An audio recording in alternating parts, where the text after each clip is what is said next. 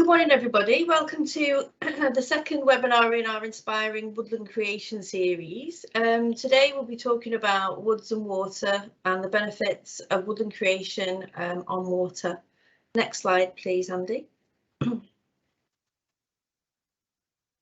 So the format for the webinar today, it will be about a 1-hour presentation with about 30 minutes Q&A with the panel of speakers. We've got a number of speakers today from Forestry Commission, Rivers Trust and the Environment Agency.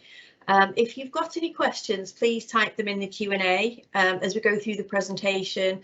And if there's particular questions that other people have posed, if you like them, then those are the ones that we will prioritise at the end. We'll run through the questions at the end and ask panel members to answer your questions, and we'll try and get through as many of your questions as we can. Thank you. Next slide, please. So first up we have Chris Waterfield, who is the Carbon and Water Woodland Advisor for the Forestry Commission, to talk about Too Much of a Good Thing. Next slide, please.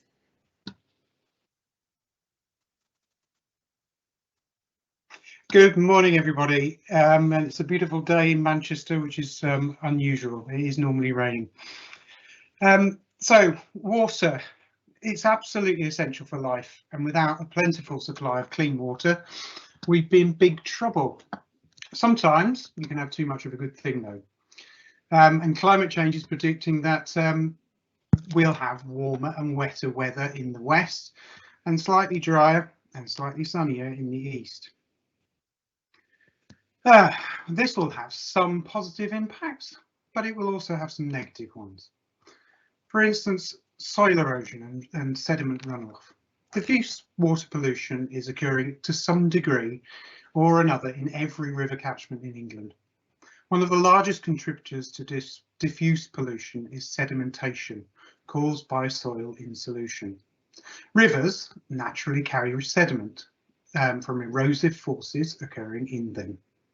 However, soil erosion from adjacent fields will turn this naturally occurring process into a problem for aquatic life. Excess soil in solution from agricultural soil erosion can reduce light availability for flora and fauna.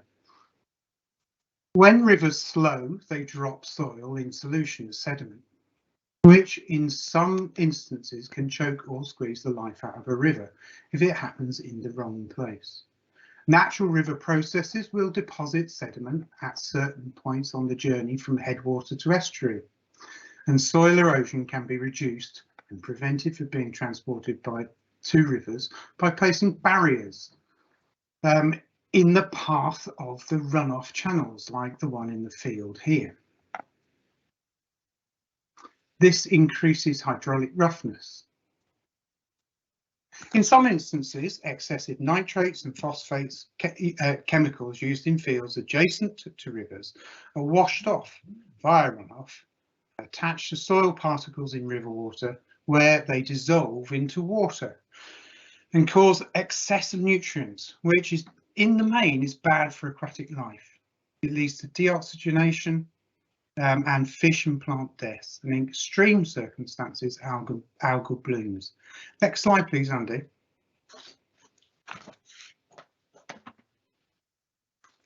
So, looking at temperature and a lack of shade.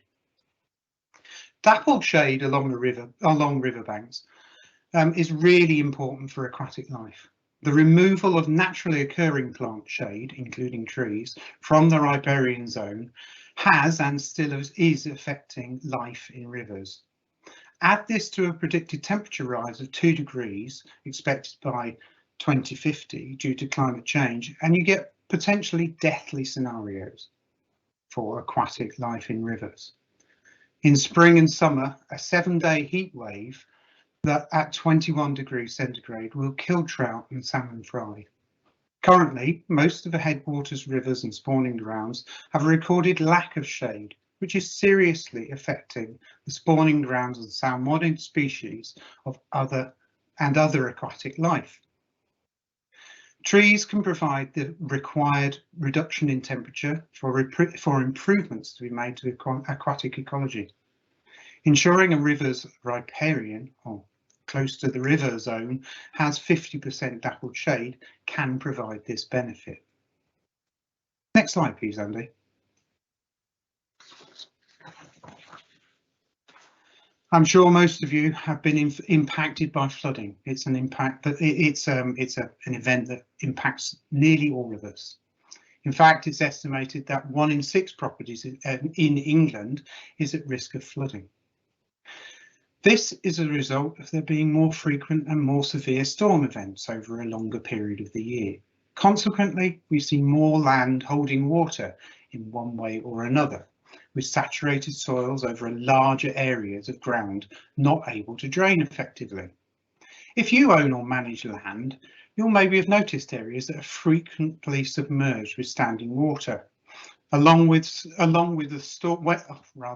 after the storm has passed. These areas can become uneconomic and unproductive to the farm conventionally and could make a reasonably good small woodland instead. The infiltration effect caused by planting trees in these areas could improve the overall drainage and provide wildlife refuges and shelter from storm winds and the sun in the long run. Planting new woodlands on the floodplain can help slow the flow of storm water, causing them to drop sediment, reduce the risks of downstream flooding by holding back water in the catchment. Woods planted in this way, and for this reason, need careful planning to make sure that they are in the right place with the right trees and aren't making conditions worse elsewhere. And they may help to make better use of your land and make it become less economic for you over time. Next slide, please, Andy. Next up, we're going to have James Davies from the Environment Agency, and he's going to talk about the farming rules for water. Thanks, everybody. Good morning. Yes, my name is James Davis, and I'm an agricultural advisor for the Environment Agency. As the title suggests, I'm going to talk to you briefly about the farming rules for water and how woodland creation can help meet these rules. So the farming rules for water were introduced in April 2018 under the Reduction and Prevention of Agricultural Diffuse Pollution England Regulations 2018. Quite a mouthful there. As the title suggests, it applies to England only. And there are 8 rules covering nutrient and manure planning, storage and application, soil protection, which covers all agricultural operations, including livestock, bankside erosion, and the careful location of livestock feeders so as to reduce the significant risk of agricultural pollution. The rules are enforceable, however, we prefer to operate on an advice basis first before carrying out enforcement. So, yes, it's all about having, next slide, please, having the right trees in the right location. So, woodland creation can help meet the farming rules for water in most situations, either by protecting a watercourse directly or protecting a flow pathway. This is particularly beneficial for reducing soil erosion, sediment loss, but it's vital to get the right trees in the right place so as to maximise these benefits. It's also worth noting that tree planting won't always help to meet all these rules, especially under the farming rules for water, so it's always important to get the right advice first. It's important to get Environment Agency advice and consent before planting, particularly next to watercourses and in flood risk areas, and also for the purposes of protecting water resources. It's also important when planting that we need to be careful of the other biodiversity and archaeological interests. So woodland creation, it can provide many gains that go beyond farming rules for water, such as improving air quality, especially near livestock sheds, and as mentioned previously, can in the right place can help to reduce localized flooding by absorbing runoff. More information can be found by contacting ourselves at the Environment Agency, and friendly advice can be sought from speaking to your catchment sensitive farming officer from Natural England, and also obviously the Forestry Commission. More information regarding the farming rules for water is available on gov.uk. Next slide, please. So I'm now going to pass you on to Neil Jarvis from the Forestry Commission, who's going to talk to you about how trees can provide benefits for water. Thank you. Thank you very much, James. So I'll give a little bit more detail on the benefits new woodlands can provide, both for water quality and for natural flood management. And I'll go into a little bit of detail about what natural flood management is with another slide. But firstly, this diagram shows that new woodlands and shelter belts create both a physical and a biological barrier to runoff from fields, getting into open drains, streams and rivers. I'll explain biological barrier in a moment. But research done by the University of East Anglia, working with an arable estate in Norfolk, they monitor the agricultural products that end up in streams after rainfall. Now, obviously, farmers and landowners know only too well that timing of application of any fertilisers or other products can greatly reduce the losses into watercourses.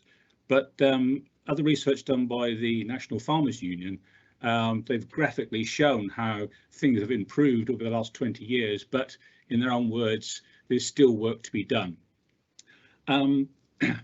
So new woodlands across slopes or beside streams and rivers very effectively intercept this runoff.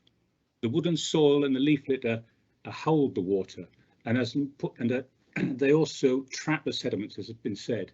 And that means the watercourse has less silt in it, requires less maintenance from the landowner, and the carrying capacity of that stream or open drain can cope with storm events better.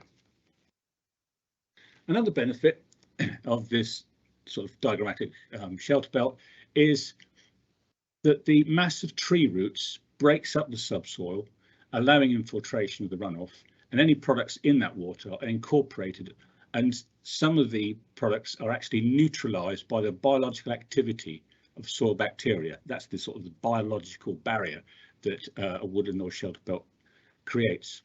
And the woodland canopy itself, the leaves and branches above, they act as a physical barrier intercepting spray drift from reaching the water body. So the total effect is to keep rivers clean. Next slide, please.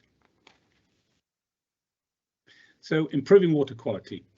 These percentages come from research undertaken by the Environment Agency, Forestry Commission, the Woodland Trust and the Rivers Trust, and they speak for themselves and clearly demonstrate the woodland direct improvement on water quality. They say that spray drift, the leaf canopy of a woodland can really block 90% of spray drift.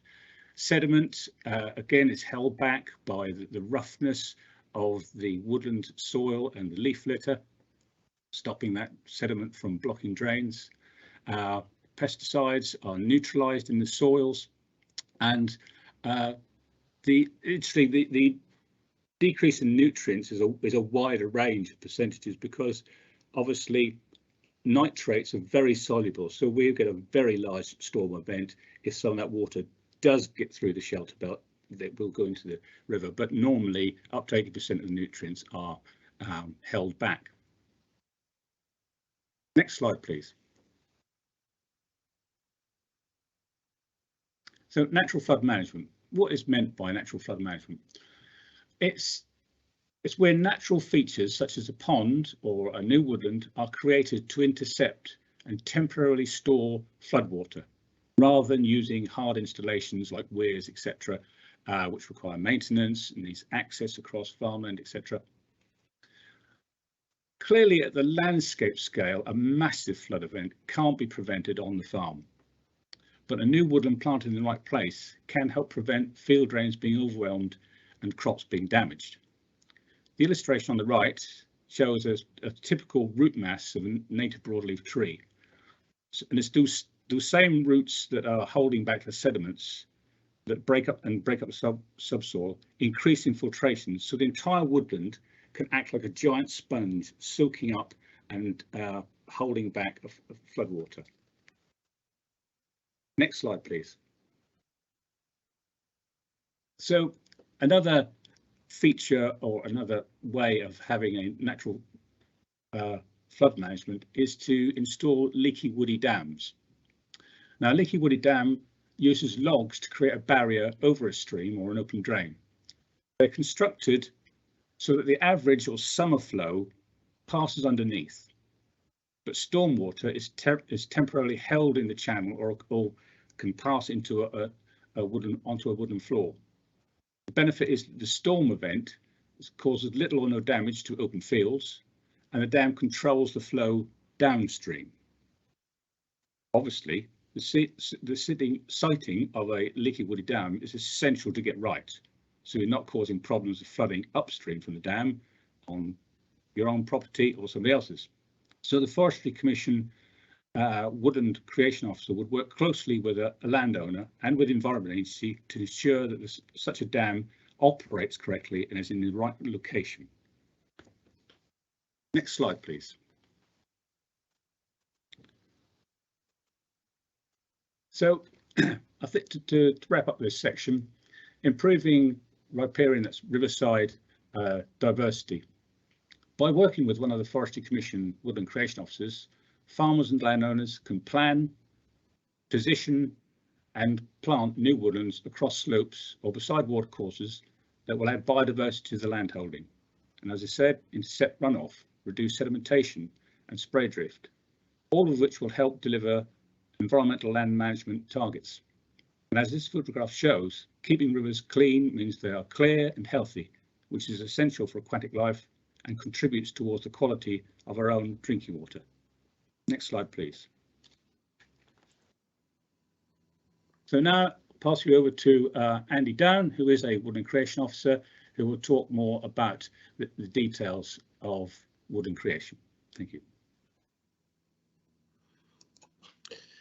Thank you, Neil. My name's Andy Down. I'm a Woodland Creation Officer in the East Midlands, and I help people design and implement their woodland schemes.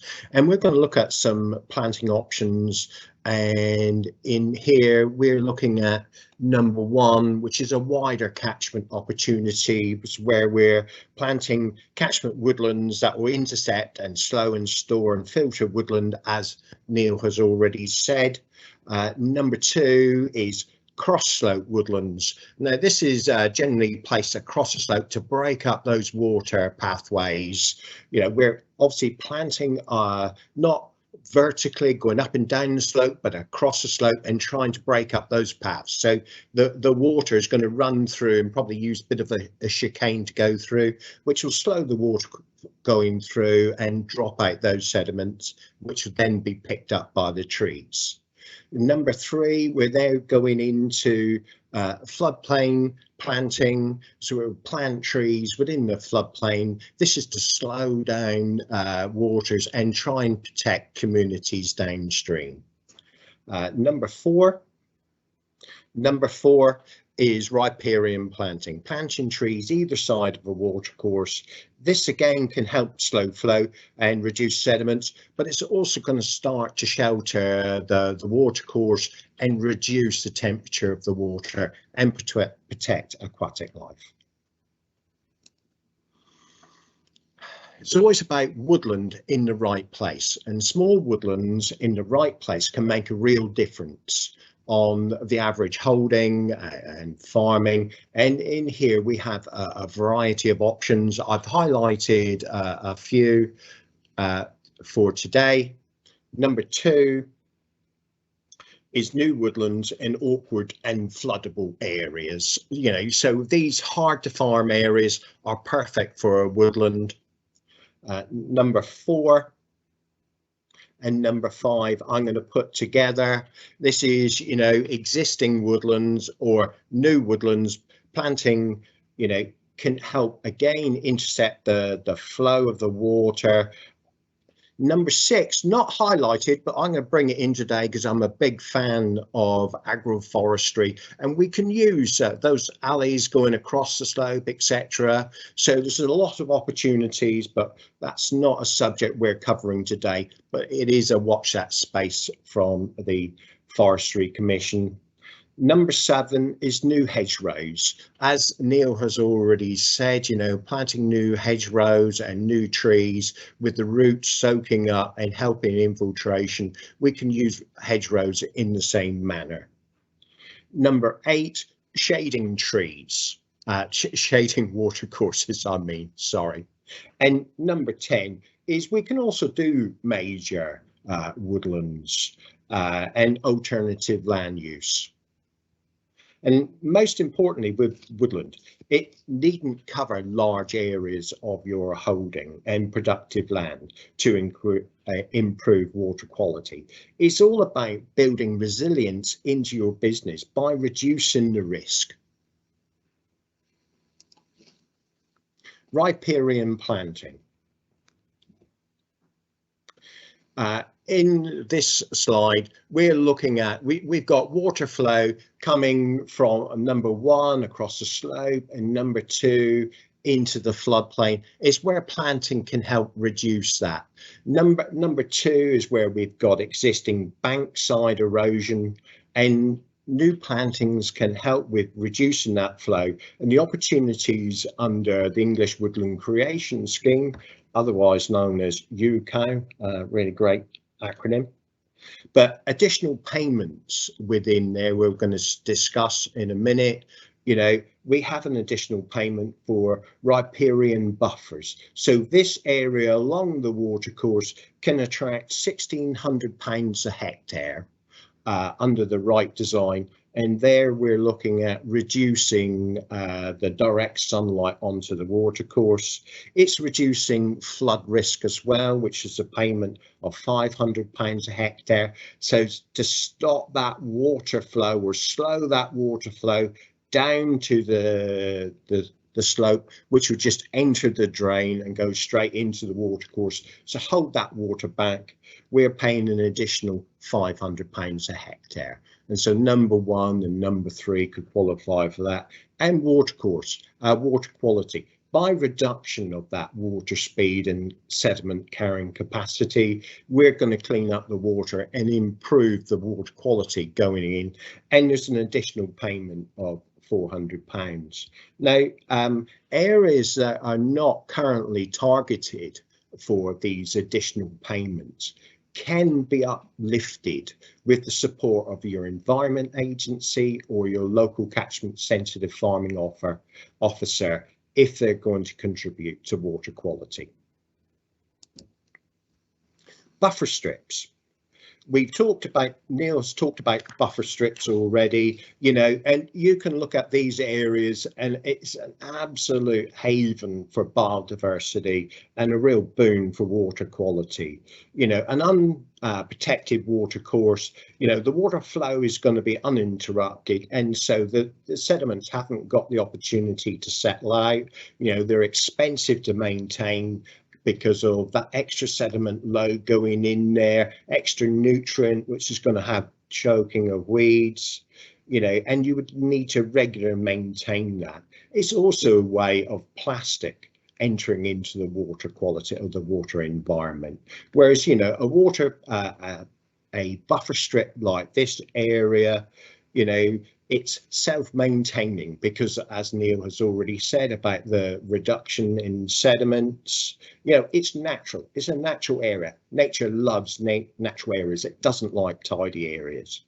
You know, potentially it's harvestable. You know, we can start harvesting firewood, etc. You know, and the biodiversity is fantastic. Yeah, a tip I'd have to say to you is don't overplant these sort of areas, and that's why there's a management condition in the English Woodland Creation Offer of keeping 50% dappled shade, because overshading these areas would then kill off the grass and all the roots holding the the banks together, and that could lead to bankside erosion and then extra sediments getting into the watercourse. So what funding and support is available from us? First of all, it's a Woodland Creation Planning Grant, and that's where myself or one of my colleagues would help design your watercourse. As we've already talked about, there are the consents involved, talking to the historic environment and everything, and that's where we can help you and guide you through this process. These are for schemes with a minimum of 5 hectares, but we're always there to help, including your woodland officer can play a vital role in this area. We then have the England Woodland Creation Offer and the Woodland Carbon Code and the Woodland Carbon Guarantee. It's very, and this is where we're going to be drawing an extra funding stream from carbon and carbon sales. I'm sure everybody's heard about that at the moment, but it's very important. You must register for the Carbon Code and the Woodland Carbon Guarantee before you plant your scheme. So going into more detail on the English Woodland Creation Offer, we pay up to £8,500 per hectare for woodland creation. Now, this is based on fixed costs. So we're paying so much per tree, so much per guard, so much per metre of fencing, etc. The additional benefits, well, up to £8,000 for the additional benefits to others, such as public, community and ecological benefits. We're going to go through some of those in a minute, and they can stack up quite considerably at times. There's also the opportunity for infrastructure payments for woodland management. So if you need tracks, etc., to help maintain and access, and also recreational access. You know, these range between 40 and 80%. Ongoing payments for woodland maintenance, yeah, and that adds up to £300 per hectare per year for 10 years. Also within the schemes, you can get additional sources of income. So, you know, timber sales, wood, fuel, carbon credits, recreational, tourism, you know, and you also continue to receive your basic payment scheme for the lifetime. Partner grants, these are an excellent opportunity as well. So if you're lucky enough to live in the areas, we have the Community Forest Trust, the Woodland Trust have an excellent range of grants, Northern Forest and National Forest. So whatever your aspirations for woodland creation are, whether it's woodland, whether it's water or otherwise, there's going to be a grant and help out there. The Forestry Commission and like the Woodland Creation Planning Grant is there. No matter where you're going to get your funding, our advice is always available to you. These other income options from woodland, you know, we talked about wood fuel and timber sales over time. You know, these are important streams of income. You know, we could be looking at recreation that can help with your game shooting, your glamping, your forest schools, mountain biking, etc. You know, there's also something else important to remember, and that's the tax relief. You know, timber is exempt from capital gains tax, and timber sales is exempt from corporation and income tax. And commercial woodlands are exempt from inheritance tax. I think it's very important to put in here, you do take advice from your accountant. Countryside stewardship is still going, and there are opportunities within countryside stewardship. All these can be incorporated in with your application. You know, it can be down to the design, so just make sure you work through with either a reputable agent or coming to talk to your Forestry Commission representative. Now we're going to go into Riverscapes partnership. This is the Woodlands for Water, Cassie Channing from the Norfolk Rivers Trust. Thank you for the introduction, Andy. So yeah, my name's Cassie and I'm a Trees and Meadows Advisor for Norfolk Rivers Trust. Obviously, people attending this call might not necessarily be based in Norfolk, but the scheme and the partnership I'm about to talk about is national, so it will still be applicable to you. Please do sort of look online for your local Rivers Trusts and find your equivalent advisors for this scheme. But to begin with, I just want to give a little overview of what the Rivers Trust is and what sort of work we do. So it's a national charity and we bring together people, knowledge and data to help rivers thrive again, both for us and future generations. And we've got 65 regional member trusts and we work in partnership with a range of organisations, including farmers, landowners, water companies, government bodies and the third sector, as well as the general public. And we try to take a river catchment based approach to deliver practical, cost-effective and integrated long-term solutions to improve river health, essentially. So that might include conservation and restoration, such as wetland creation, education and engagement, so delivering talks, and speaking to people through webinars like this, as well as other things, and offering on the ground land management and farm advice. So that might be sticking in silt traps to watercourses to try and improve the water quality. There's a whole host of different things we're involved with. And as you can see from the pictures on the slide, that's some of the projects that Norfolk Rivers Trust have been involved with. Next slide, please. So the Riverscapes partnership is a partnership bringing together the leading national organisations that want to revive our rivers, restore nature and increase our resilience to droughts and floods. So these include the Rivers Trust, the National Trust, Beaver Trust and Woodland Trust. And it's also a partnership that's supported by DEFRA.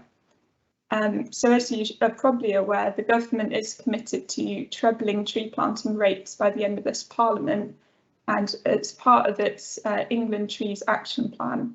So this partnership came about as a sort of delivery mechanism for this tree planting target, but it's particularly targeted towards the river environment. Next slide, please. So Woodlands for Water is the first project of the Riverscapes partnership, and it's aiming to create 3,150 hectares of woodland across the 6 river catchments that are on the screen right now by March 2025. And the partnership is going to offer expert assistance in selecting appropriate locations for trees.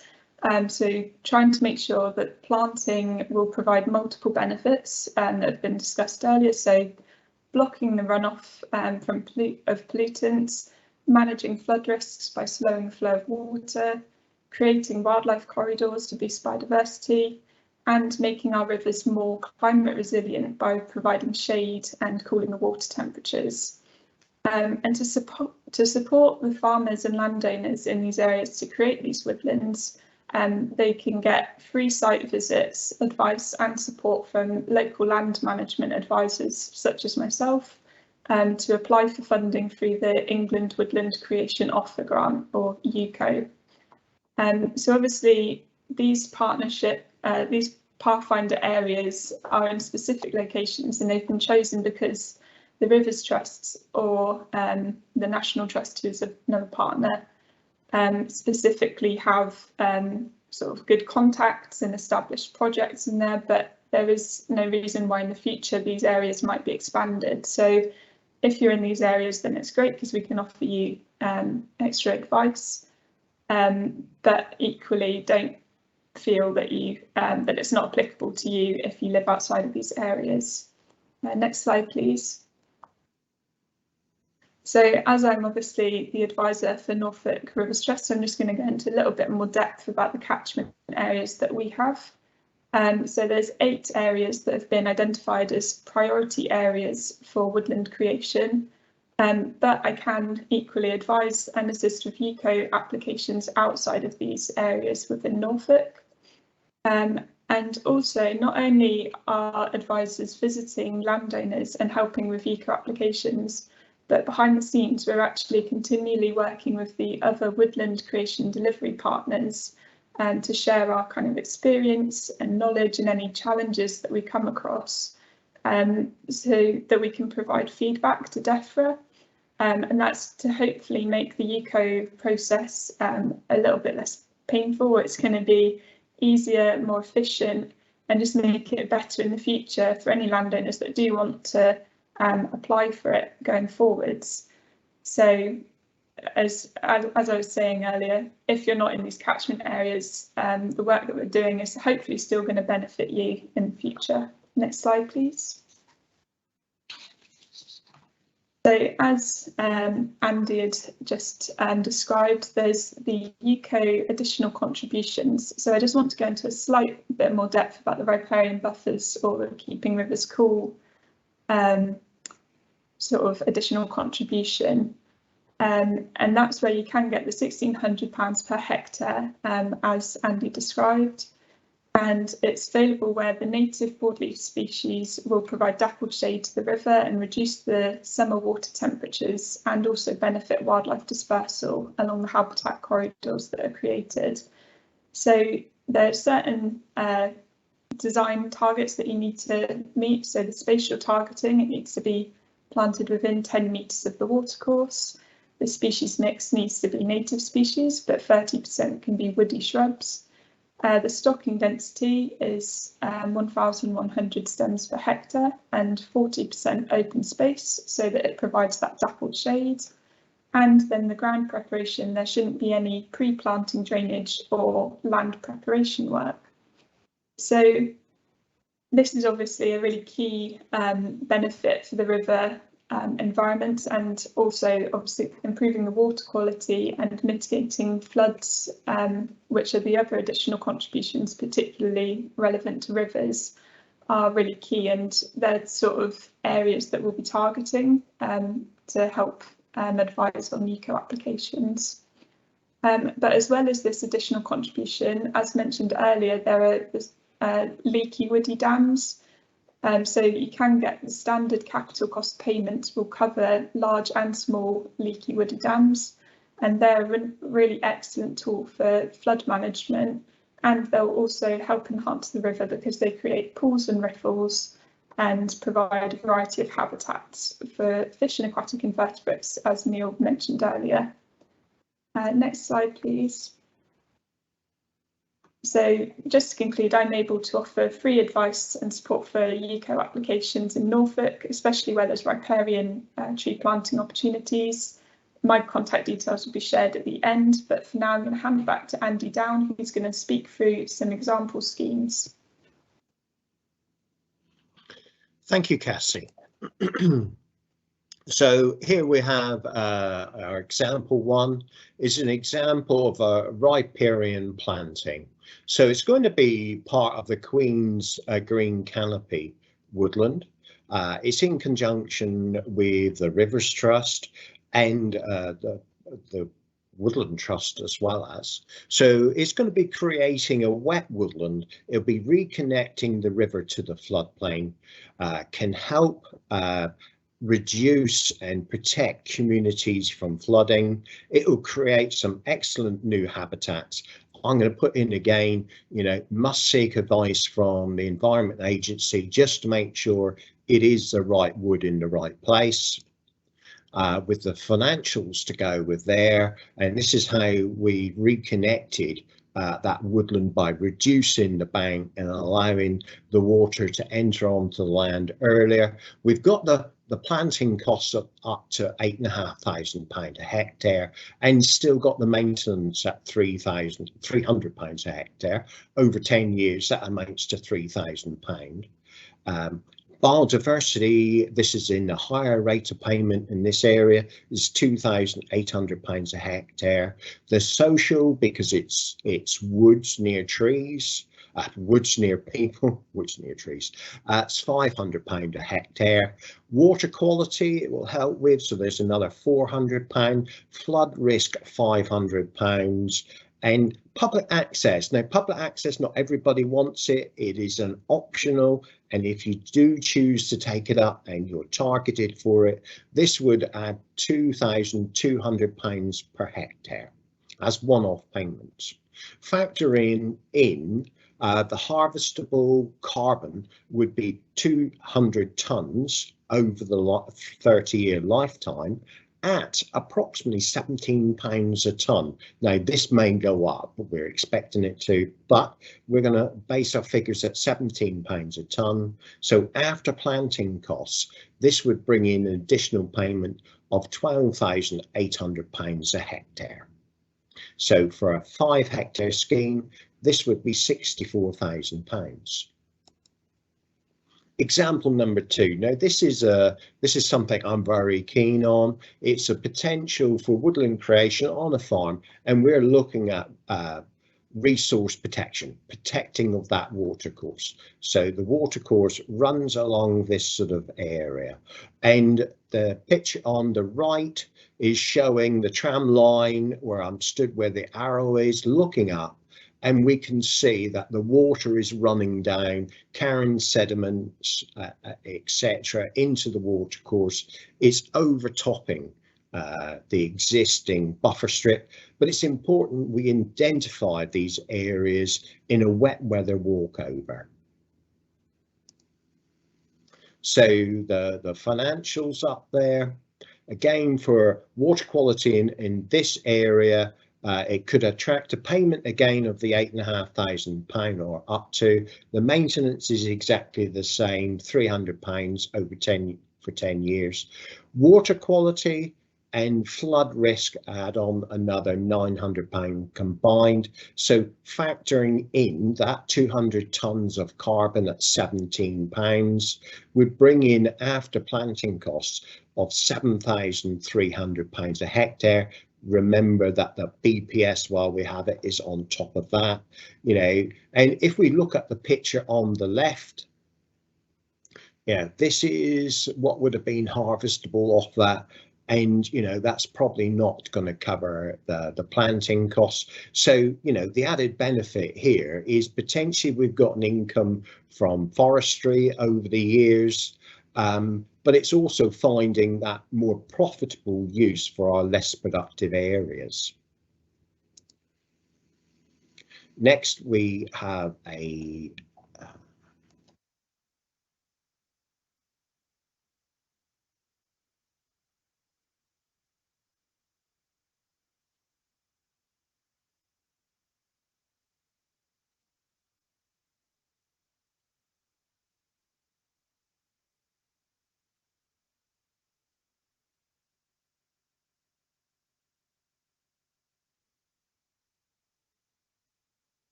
Tree planting for water and biodiversity in West Cumbria. Blaze Beck is a tributary of the River Cocker in West Cumbria, located above the town of Cockermouth. Here, 2,500 trees were planted by volunteers and the West Cumbria Rivers Trust to help slow the flow of water to reduce flooding in the Cockermouth area, to improve water quality by reducing agricultural runoff, and provide dappled shade to protect salmon and trout numbers. A diverse mix of tree species were planted, including oak, birch, rowan, aspen, goat willow, alder, hazel, wild cherry and bird cherry, all of which are contributing to improved flood management, water quality and nature recovery.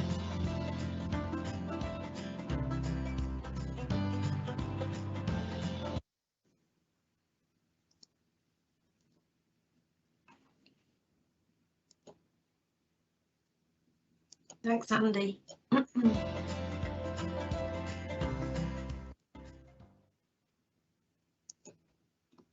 So sorry about that, bit of a hiccup with the technology. So to recap, the holistic benefits of trees, woodlands can only deliver benefits to you, nature, society and the environment if they are carefully planned using the UK Forestry Standards framework and actively managed, which will also help to keep them healthy and resilient.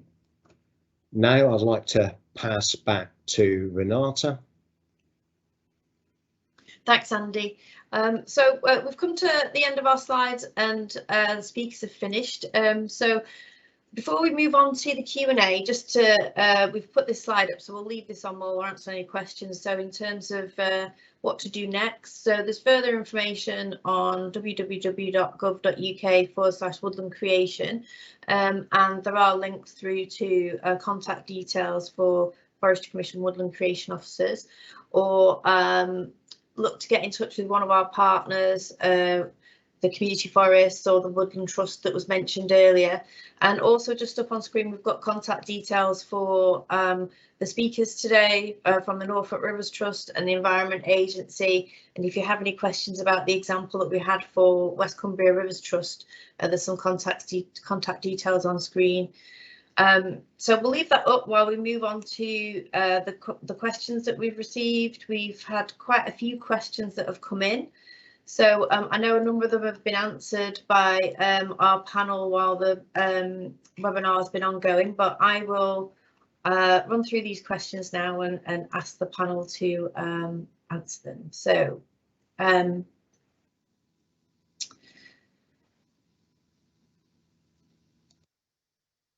Andy, perhaps one for you, this one.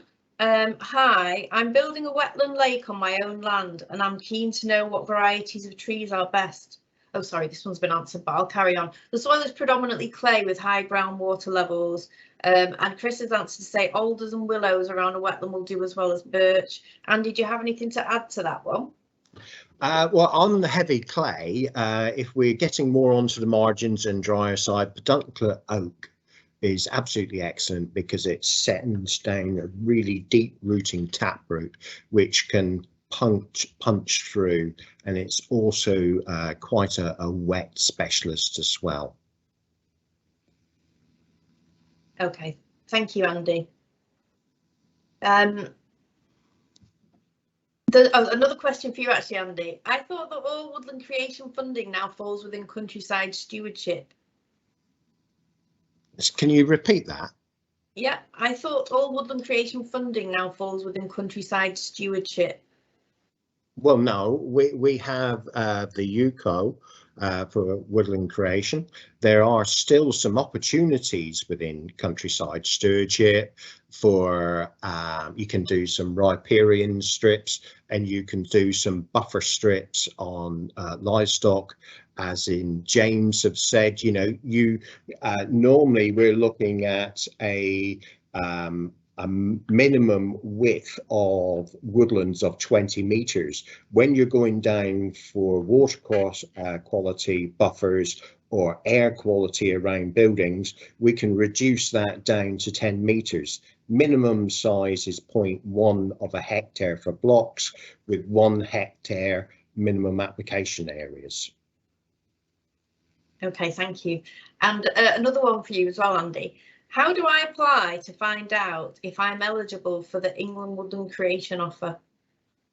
Well, within gov.uk, and hopefully somebody can put up that link, there are contact details. Within there, every area will have a contact for a woodland creation officer, and we act as a bit of a filter to our woodland officers. Like I say, we deal with schemes are 5 hectares and above, but the woodland officer deals with the whole range of skills, whole range of sizes, and like I say, the minimum application is 1 hectare.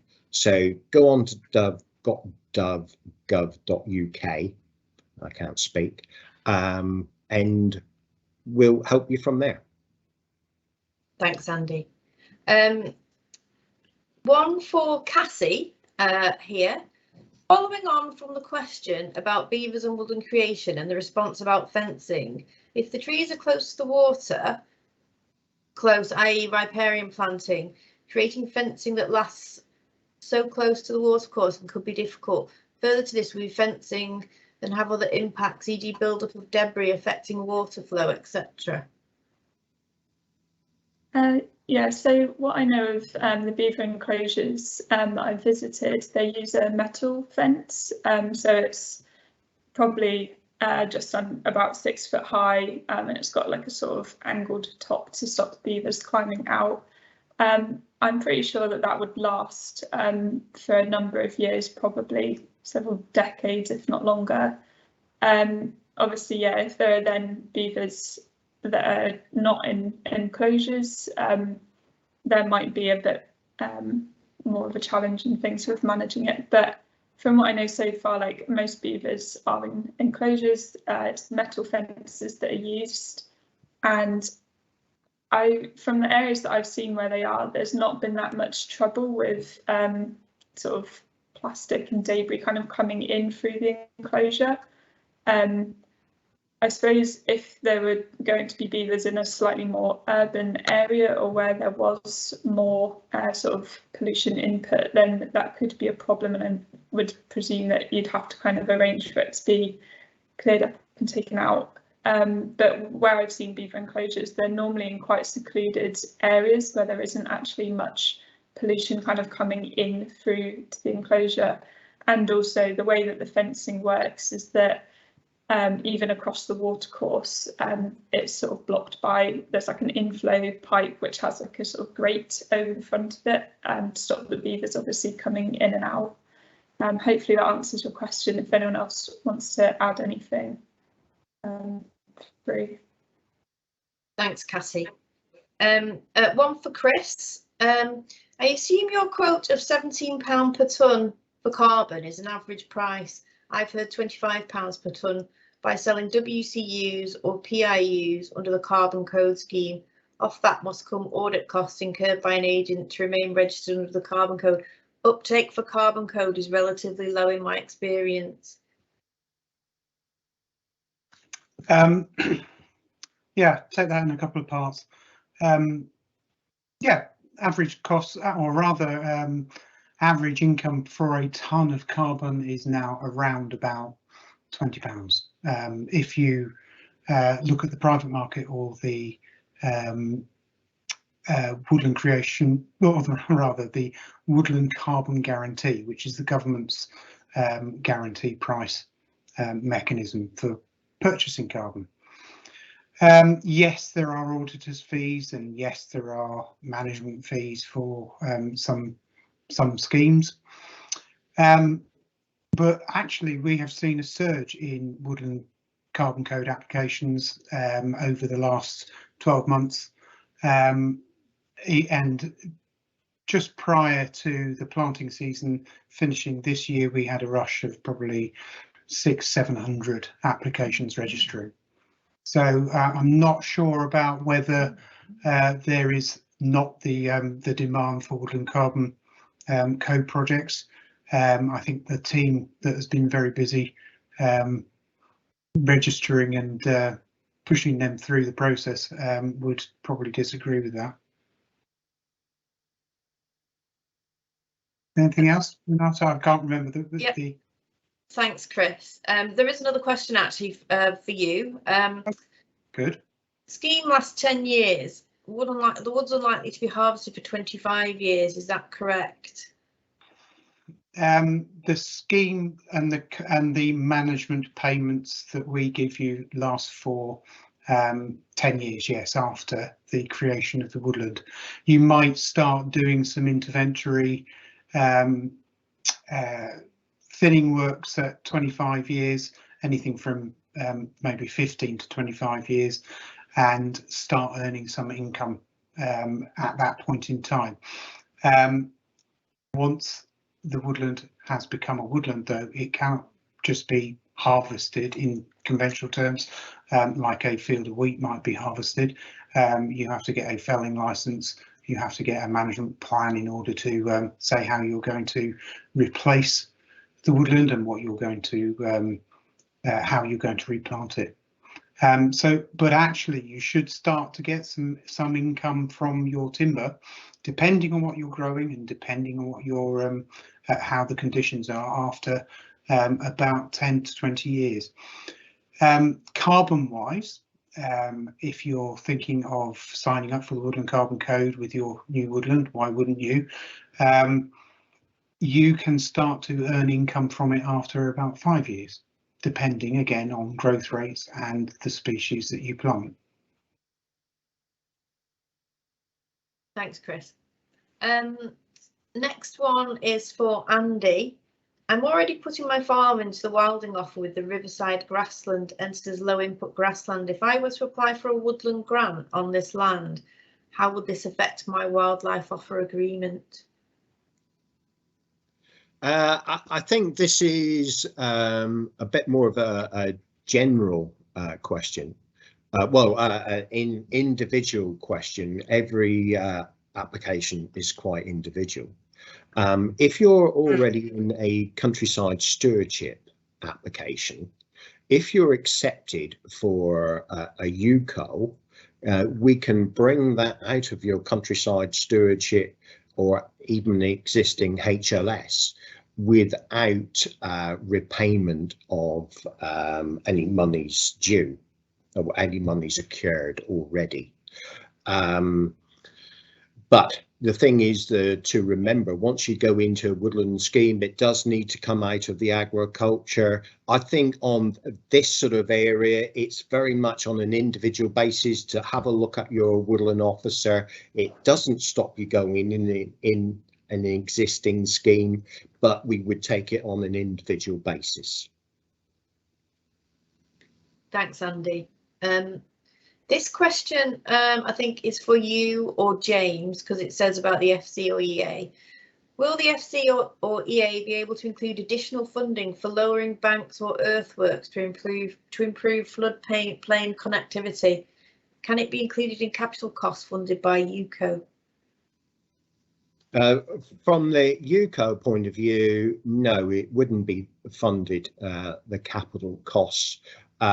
This is that side of things. I would be saying it's very much, you know, our partnerships with the Rivers Trust and the Environment Agency. You know, we have been using, you know, DEFRA money within the pilot projects.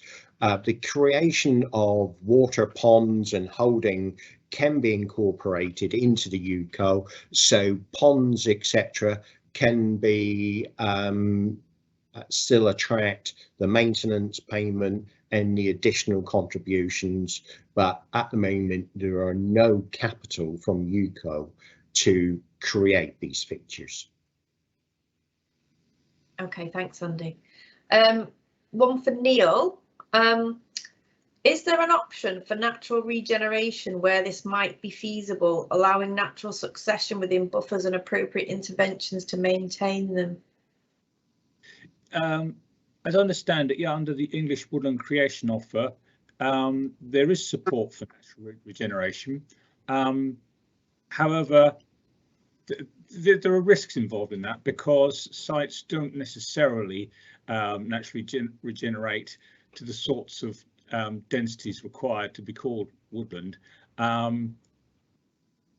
So it's worth talking to the Forestry Commission Woodland Officer or Woodland Creation Officer about natural regeneration.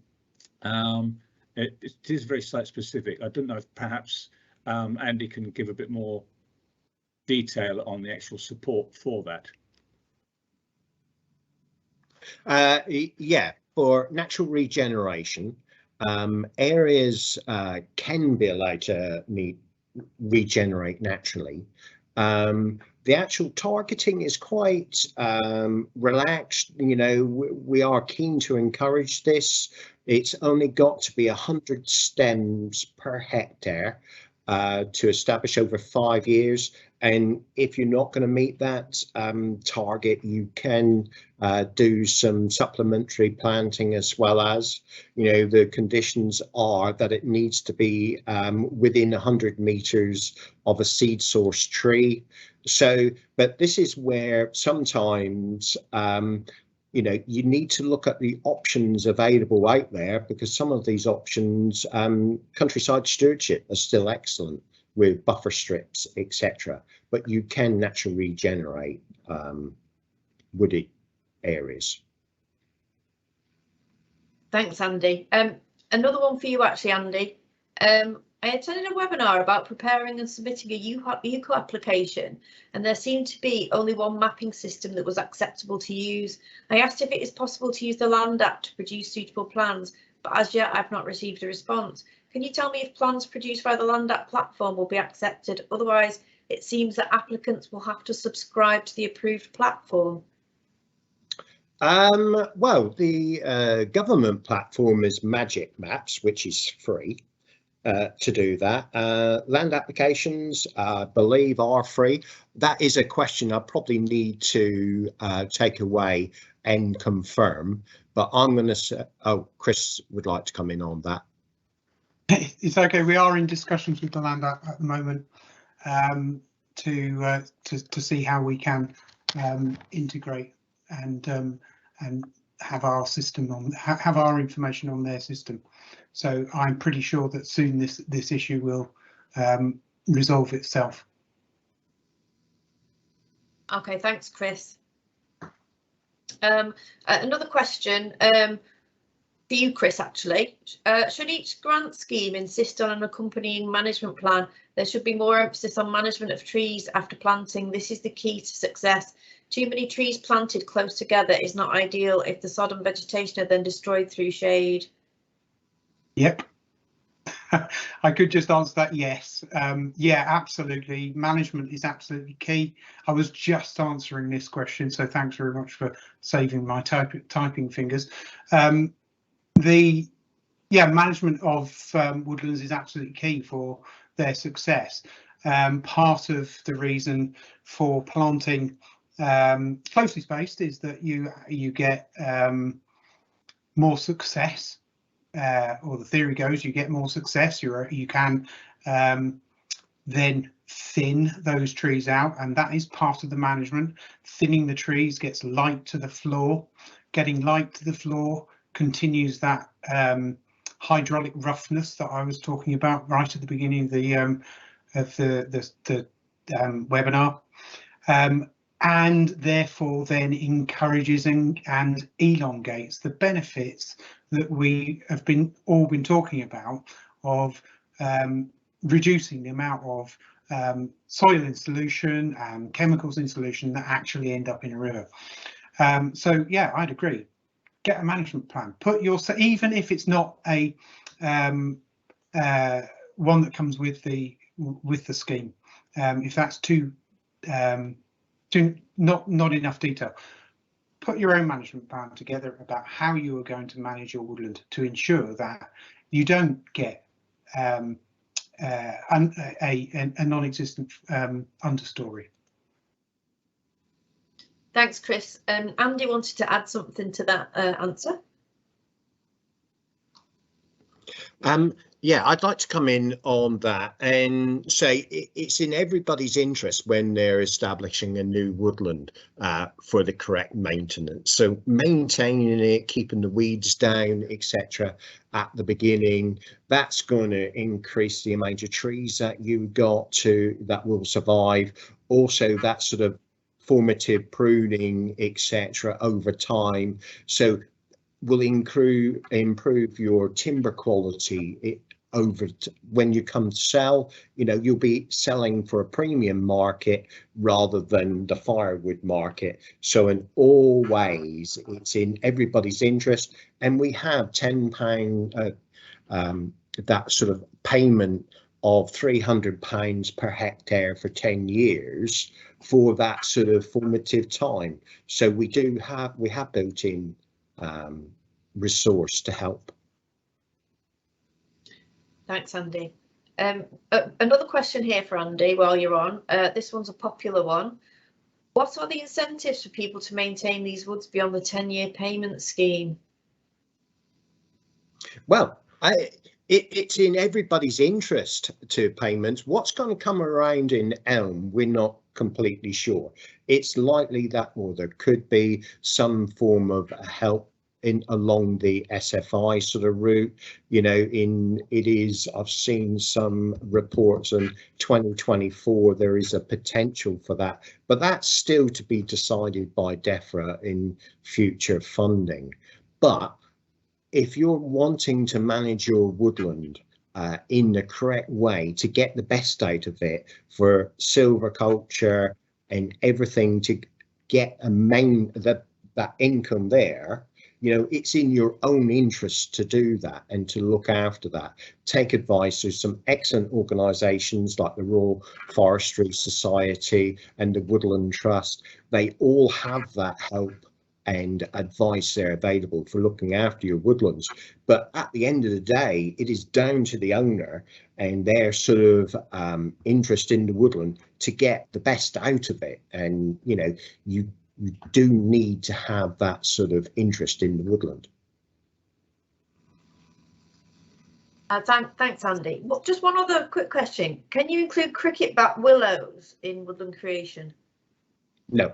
Well, you can use cricket-back willow in woodland creation, but we don't offer a grant for it. Also, Christmas trees is another area that doesn't come under grant. Thanks, Andy. A question now for Cassie and James.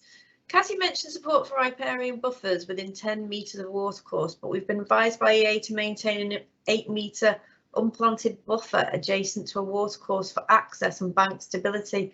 Any planting within 8 metres would need environmental permit. Is this just a one-off situation or something that crops up a lot? It is something that has cropped up a little bit.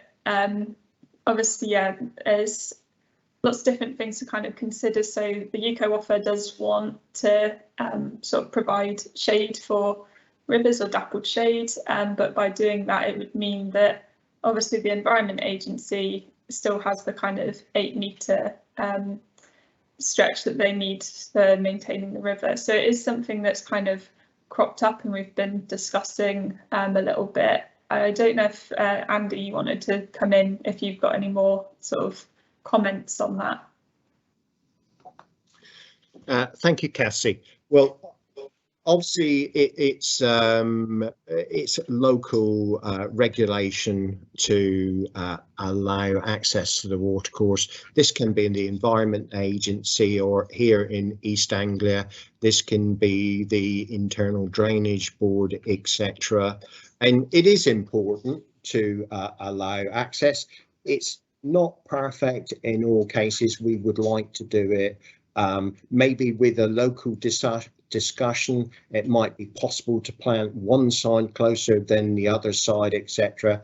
But it is very important, I can't emphasize that enough, to engage with the Environment Agency or your IDB just to make sure that, you know, everybody's talking to each other. But there's nothing we can do about that.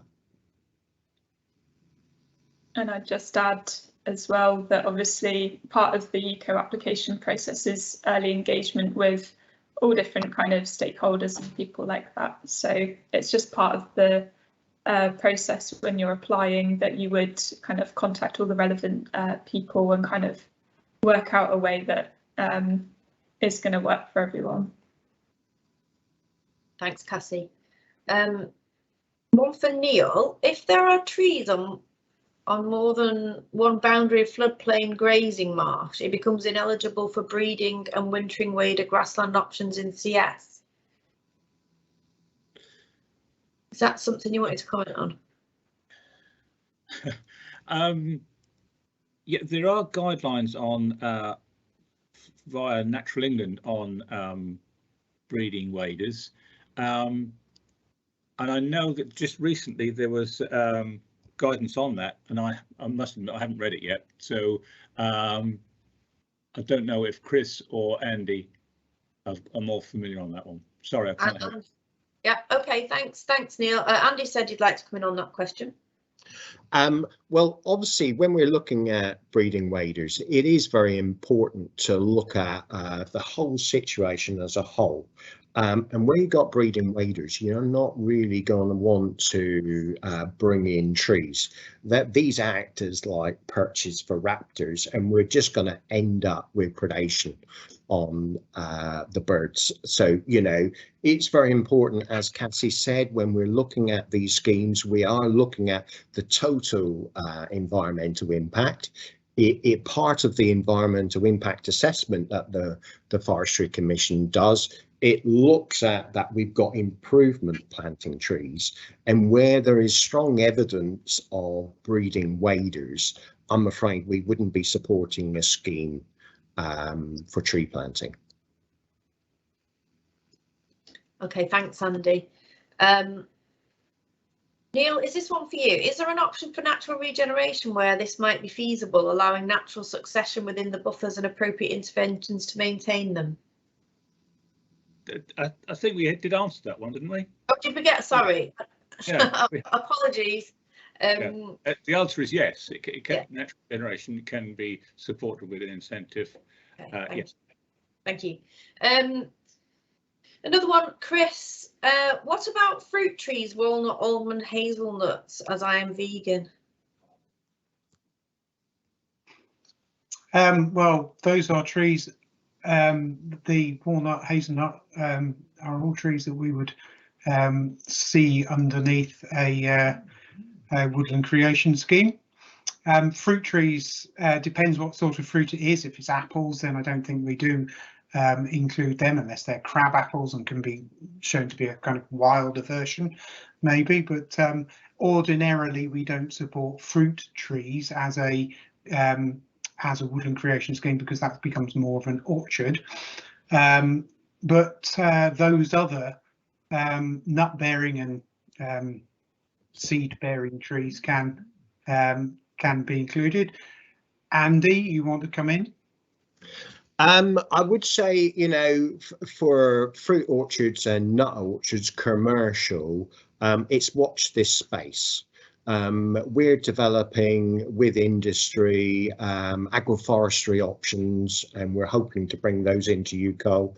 We have an agroforestry expert now, Jim O'Neill, who, you know, if you did want to talk with, I'm sure would talk with you. The Woodland Trust have excellent offers and incentives for agroforestry, but this is something that, you know, is going to come along. We've got the initial stages of EWCO, but agroforestry options is planned to come in the near future. Thanks, Andy. And I think this question, James, are you able to answer this one? Are dikes and drains of internal drainage boards included in these schemes? I'm afraid it's something I don't know much about because I work on the agricultural side, not the flood risk side. But I would always say contact your internal drainage board to discuss. I don't know if anybody else can provide an answer to this question. I'm afraid that might be me again. I seem to be hogging here. Again, it's, as James said, contact the IDBs, etc., and have a discussion with them. But because we do have to leave these areas for maintenance, etc., which is the right thing to do. But, you know, you can always plant up to that 8-meter buffer or whatever's required. But again, as I said earlier, there might be opportunities where both sides of the watercourse is not required for maintenance. So early contact with your environment agency, IDB, etc., is essential. Absolutely. Thanks, Andy. Just one point here. Have you found an increase in interest in agroforestry? Can EWCO be used to support agroforestry? It's a good question, that one. Watch this space. It's coming soon. Yeah, we do get questions about agroforestry quite frequently, don't we?